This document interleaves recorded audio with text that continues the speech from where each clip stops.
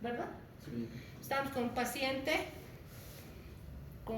creo que era Peter, un paciente, eran 5 compañeros que estaban ahí al frente. Justamente teníamos un paciente con delgadez, disminución del tejido celular subcutáneo. Pero bueno, ¿cómo vamos a clasificar? Tenemos que utilizar alguna clasificación para hablar de delgadez. Yo les sugiero siempre, hay una formulita bien bonita. Si yo mido unos 60, debería pesar 60. ¿Qué fórmula es esa? Del peso ideal. Peso menos 100. Si mido un 80, debería pesar 80. ¿Qué nos dice nutrición? Más menos 2. Entonces sería entre 78 a 82 sería tu peso ideal. ¿Sí? Pero bueno, esta tabla me describe a la emaciación, a la consunción y a la caquexia. ¿Qué dice? Si he perdido 20% del peso ideal, o también llamado peso teórico, voy a definir a mi paciente y voy a decir que es un emaciado. Quiere decir que está en emaciación. Vamos con la consunción. ¿Qué va a ser la consunción?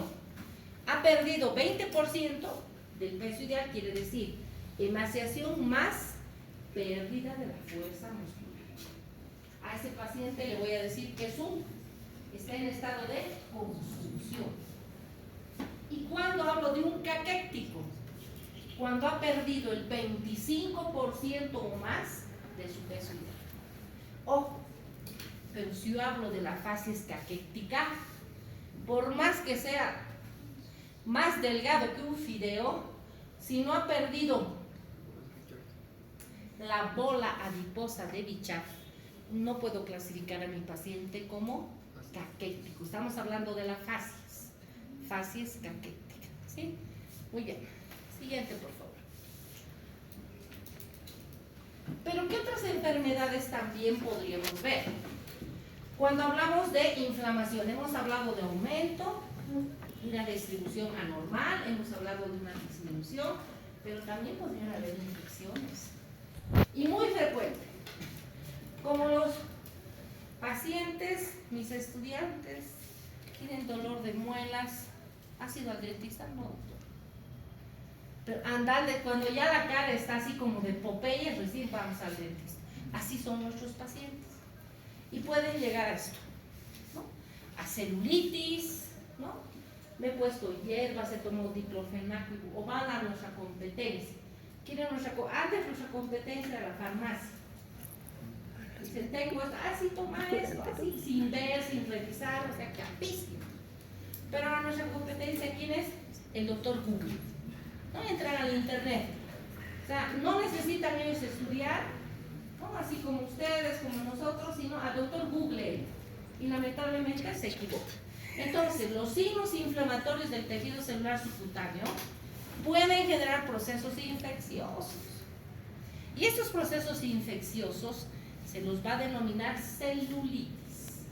Entonces, las celulitis pueden ser de las más simples a las más complicadas, dependerá de qué, de su extensión.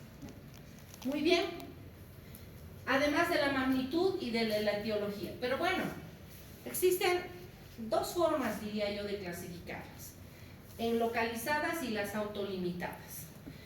Para tener una infección del tejido celular subcutáneo, ¿qué necesitamos? Porque recuerden, la piel, hemos dicho al inicio, es una barrera de protección, una solución de continuidad, una herida. Algo necesito que agreda esa piel. Puede ser mi gato, cariñosito el pequeño, y de pronto, ¿no? Cambio en la coloración de la piel, dolor, signos de Celsius, rubor, tumor, calor, dolor. Cuidado. Cualquier lesión de la piel puede generar si no se trata, si no se hace un seguimiento, un cuadro de celulitis. Pero también puede ser una picadura de un insecto.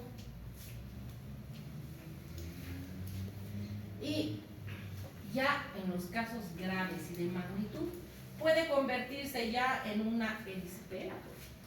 Fíjense aquí. Miren, aquí es la celulitis. Signos de Celsius, dolor, rubor, calor, tumor. Fíjense ese miembro inferior.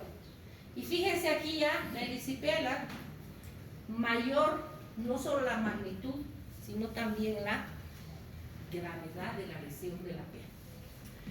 Pero también tenemos los flemones. Fíjense qué bonito este flemón, bonito para nosotros, feo para nuestro paciente, que es una celulitis localizada de rápida instauración, así se lo define el flemón, y que tiende a la supuración. Es más, el paciente viene y dice, miren, me aprieto y sale un líquido, miren, miren, miren. A eso se llama flemón. Tiende a la supuración. Para eso también tiene que haber una puerta dental. Luego tenemos al absceso. Mi profesora en cirugía decía absceso drenado, absceso curado. Y verdad.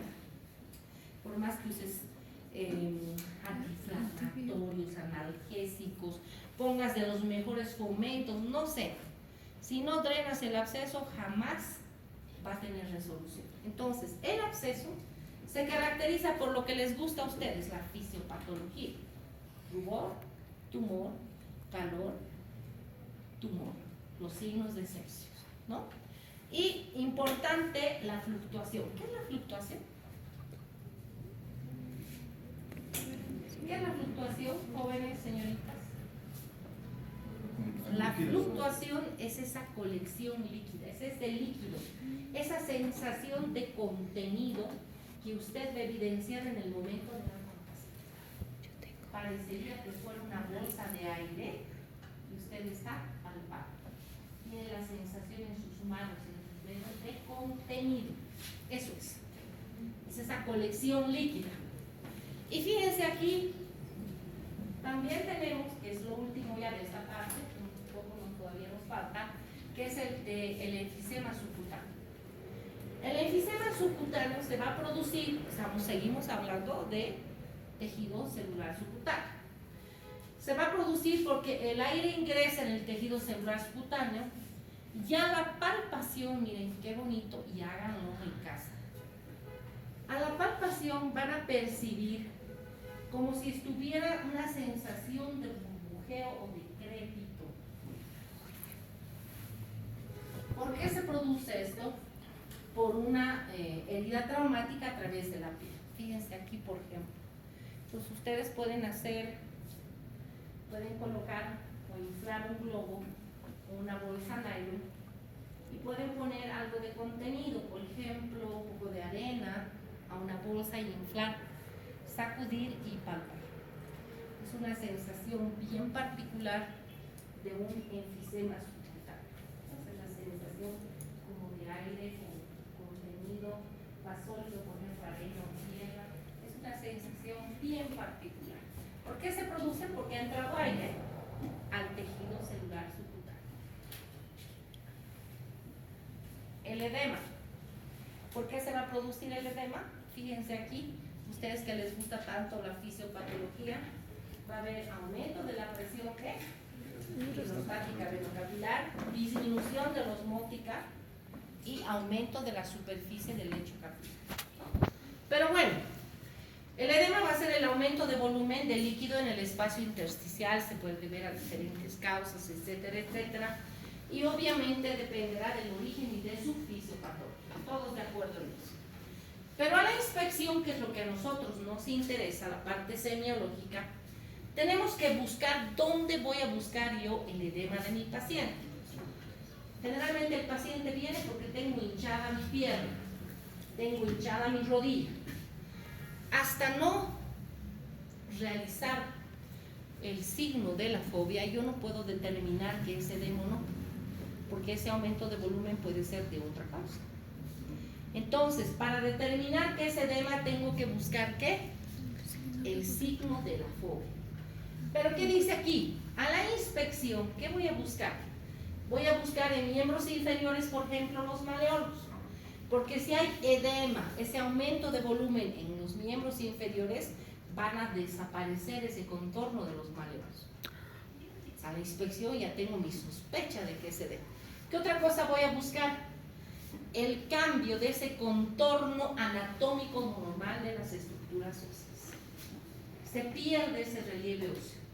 De tal manera que mi sospecha la voy a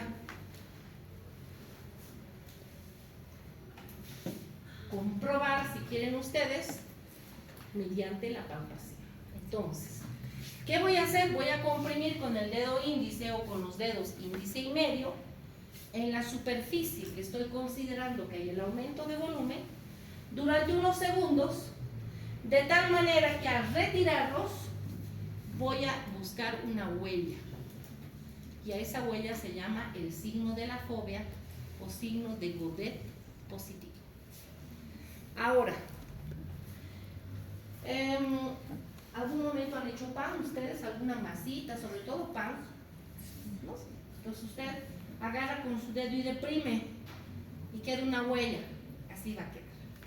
¿Sí? Ese es el signo de Godet o de la fobia. ¿Qué dice? Suros dice, paciente internado en posición de decúbito, tiene su paciente está internado por mucho tiempo. ¿Dónde va a buscar edema? Busque, dice aquí, en la región sacra. Entonces, en pacientes que están internados por mucho tiempo, no voy a buscar en cualquier lugar, sino se recomienda buscar el edema del paciente en la región sacra. Pero bueno, para clasificar al edema por el signo de la fobia o del Godet positivo, vamos a clasificar en cruces. Una cruz, 2 milímetros. Fíjense, hemos deprimido y esa depresión, si tiene 2 milímetros, una cruz. Si tiene 4, 2 cruces. Si tiene 3 cruces, 6 milímetros. Y si usted va a poner 4 cruces, tiene 8 milímetros. De esa forma tengo que clasificar yo el edema de mi paciente, el signo de Godet. Esto nada más es un poco más para ampliar el conocimiento de ustedes. ¿Y qué dice? Que el edema es general causa, generalmente se lo tiene que evidenciar en las primeras horas de revisión, de examen, y se lo registra generalmente en las zonas de declive, ¿no?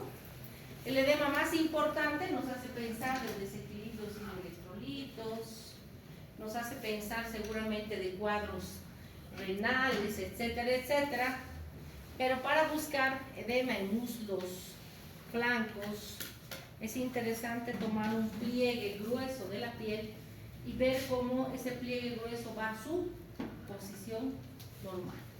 Entonces eso es recomendación para poder, si quieren ustedes, complementar con esta búsqueda del signo de Godet o de la fobia positiva.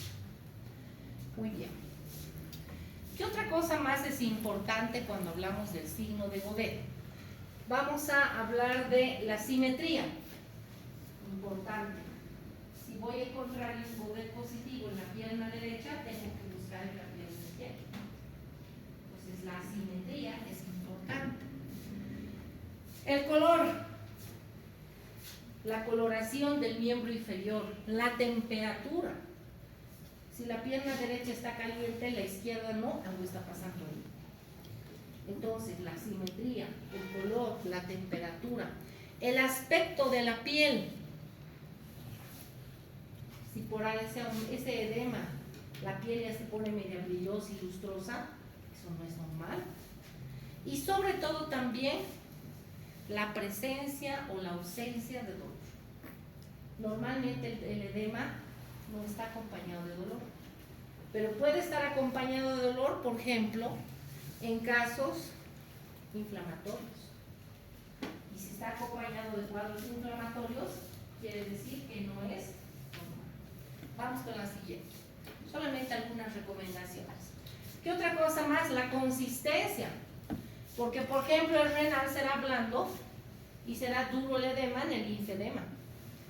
Luego, importante también el hallazgo con patologías relacionadas, por ejemplo, presencia de úlceras, lesiones atróficas que nos estén hablando de enfermedades preexistentes, la aparición, la magnitud, los movimientos, si el paciente está mucho tiempo de pie, por ejemplo, nosotros vivimos de pie, nuestros trastornos vasculares son más frecuentes en las personas que están de pie que los pacientes o las personas que tienen otra actividad física. Mucho tiempo de pie, mucho tiempo en posición de decúbito.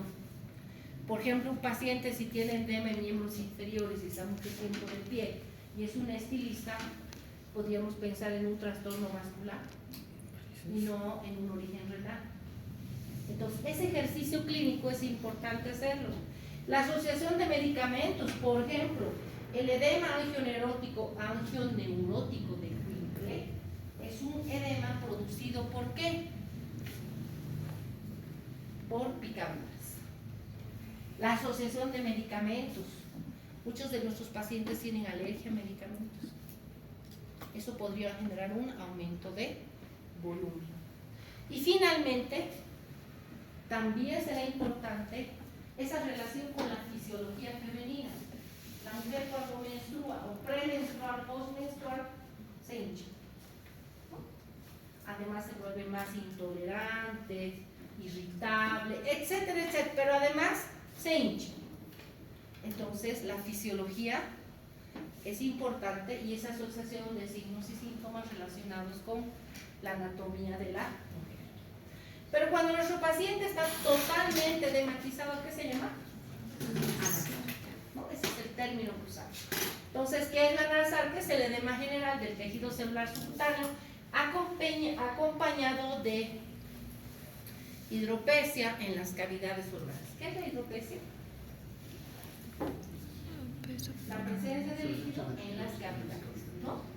¿Por qué se produce la anasarca? Pueden ser enfermedades cardíaca congestiva, insuficiencia ventricular, hipertensión portal.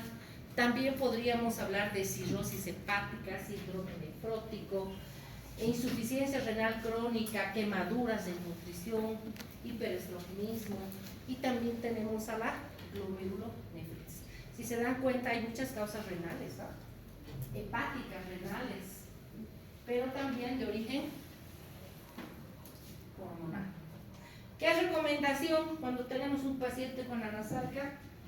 Tenemos que hacer su evolución de peso diario. La segunda, medición de la diuresis en 24 horas.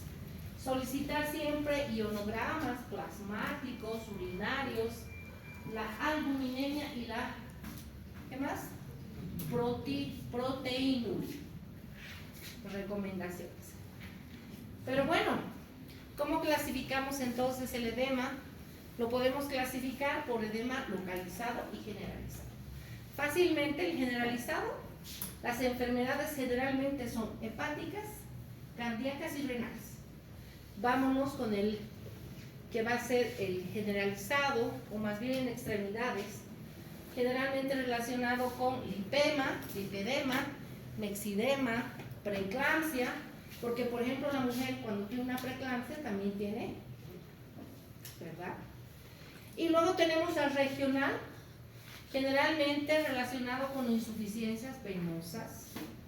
Algo importante no olvidar, obstrucciones venosas y también pacientes con quemaduras.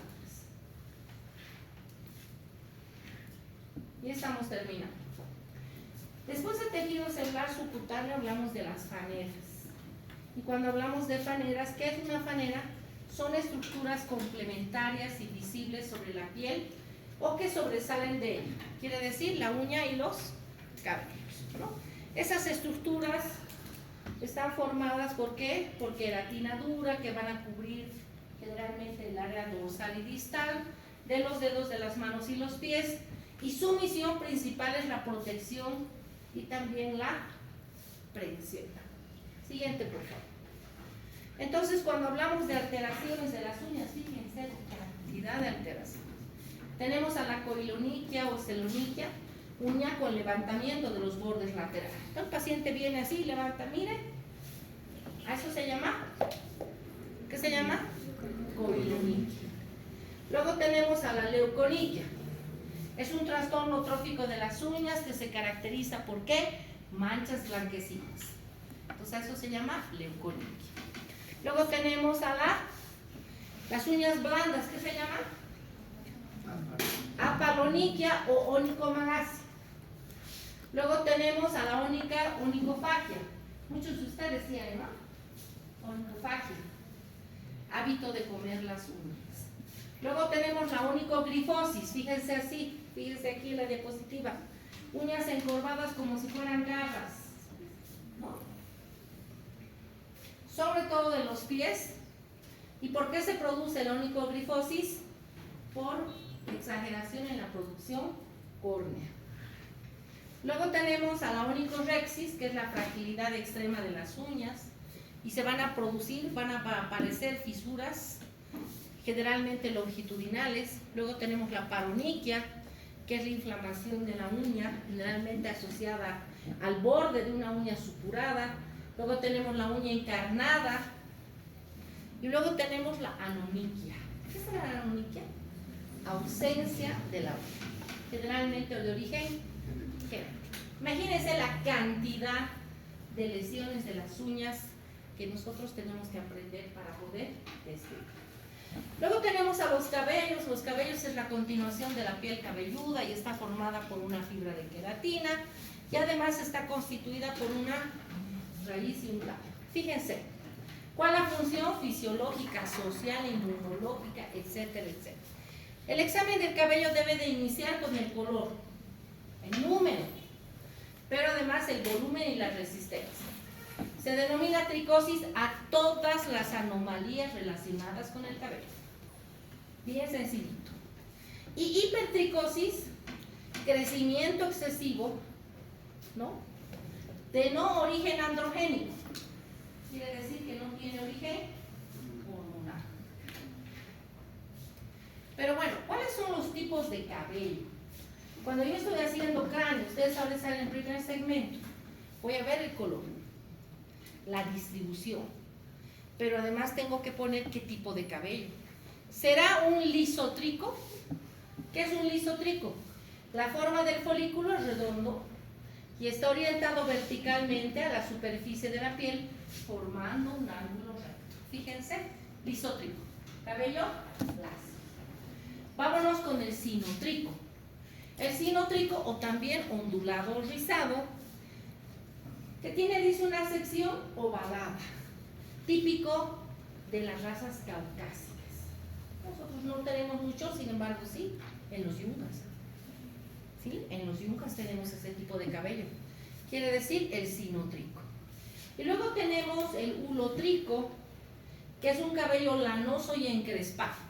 Podríamos decir, ahorita me he olvidado, hay un lugar en los yungas donde tenemos este ulotrico. Donde está el rey de la raza negra, no es Colipata. Nosotros hemos viajado un año con un año de tercero. Ahorita me voy a acordar, ¿no? Lanoso, encrespado, de sección plana, típico de las etnias africanas, ¿no? Ay, ahorita me voy a acordar. Ahí hemos encontrado nosotros, por ejemplo, cuando los compañeros de ustedes, que ya deben ser especialistas, hemos hecho un trabajo y ahí hemos encontrado cantidades de ulotrico. Así como lo dice la bibliografía, cabello lanoso. ¿Qué otra cosa más tengo que ver? El color, ¿no? Cuando hablo del color, estoy hablando de la presencia de la melanina. Dos tipos de melanina, la eumelanina y la feomelanina. La EU presente en los cabellos oscuros y negros. Y la feo presente en los cabellos claros, pelirrojos, rubios y dorados. ¿Por qué es importante eso? Porque, por ejemplo, cuando una dama o un varón quiere ir a la peluquería, si la estilista no conoce esto y tú quieres ser choca, termina siendo choca como si se hubiera caído en el fricasé, ¿no? O quieres ser pelirroja y termina siendo, no sé, como semáforo, no rojo. Entonces, esto que parecería tan básico es muy importante. El cabello blanco, ¿por qué se produce? Por la pérdida del intercambio enzimático Dice, entre la tiroxina y los melanocitos. Hay personas genéticamente a edades muy tempranas empiezan a calar. Entonces, una alteración ¿de qué? Enzimática de la tiroxina y los melanocitos. Entonces, cuando yo hablo del color, tendré que decir si el color es uniforme. Si es cosmético, en el caso de la compañera es cosmético. Ella no ha nacido pelirroja, es cosmético, pero uniforme. Pero ¿qué pasa cuando el cabello, por ejemplo, es de varios colores? Solo lo describe como el signo de la bandera. No de la bandera de la señora que lava, sino de la bandera que flamea, de varios colores. Ya en esos años Shuros decían, eso es kwashiorkor, desnutrición severa. Eran esos niños, ¿no? Esas familias que tenían niños como conejos. Y el último hijo, el esposo, decía, no, este no es mi hijo, es Choco. Todos son morenitos, este es Choco. Lo que pasa era que al último no le llegaba nada de comida, porque eran 7, 8. Entonces habían visto que ese signo, esa decoloración del cabello, no cosmética, sino natural, se producía por desnutrición severa. A eso se llamaba kwashiorkor. Bueno, y otra cosa tengo que hablar del cabello es la implantación. Dos tipos de implantación, la androide y la ginecoide. La androide, varón. El varón hacia adelante tiene entrantes androgénicas. Continúa a los lados con la patilla, la barba y el bigote. Atrás, ¿qué va a tener atrás? Va a terminar en una cola media. Y en prácticas hemos hecho esto con los compañeros y hemos visto que con la ayuda del peluquero los varones han perdido. Porque tú vas, dice, hágame corte romano. Corte, ¿qué otros cortes hay? Griego, egipcio, no sé qué. Han perdido. Entonces, si al compañero le hacemos poner, más o menos. Pero creo que ayer tenía, ¿no? ¿No tenía? Una colita, a ver, párate para... Levanta tu cabello hacia arriba. Eso es, ¿no? ¿Ve? Termina en una colita media. Esa es una distribución de tipo androide. No se asusten, la mayoría de los pacientes no tienen porque con la ayuda del peluquero, chao. Bueno, en el caso de la mujer, la ginecoide, adelante no hay las entrantes androgénicas. Hacia los lados continúa con la patilla, pero no con la barba ni con el bigote. Atrás, ¿qué pasa? Van a tener dos colitas laterales. A ver, vamos a pedirle a la niña aquí que nos colabore. Dos colitas laterales, ¿no? Termina en dos colitas. Esa es una distribución de tipo ginecoide. ¿Qué más tengo que buscar? Las alopecias. Las alopecias pueden ser generalizadas. Abuelo pelón, hijo pelón, nieto pelón, herencia.